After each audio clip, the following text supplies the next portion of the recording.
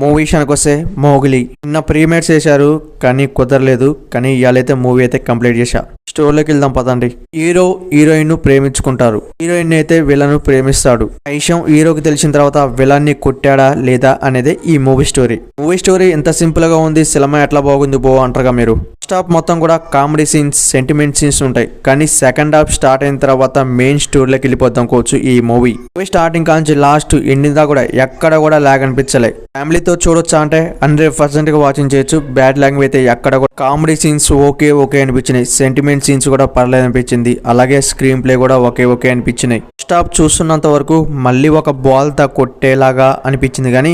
కానీ సినిమా అయితే second half start అయిన తర్వాత ఒక టెన్షన్ స్టార్ట్ అయింది అనుకోవచ్చు. నెక్స్ట్ ఏం జరిగిద్ది అనే ఒక టెన్షన్ ఉంది అనుకోవచ్చు. ఇలా ఒక బ్లాక్ బస్టర్ అయితే కొట్టాడు అనుకోవచ్చు హీరో.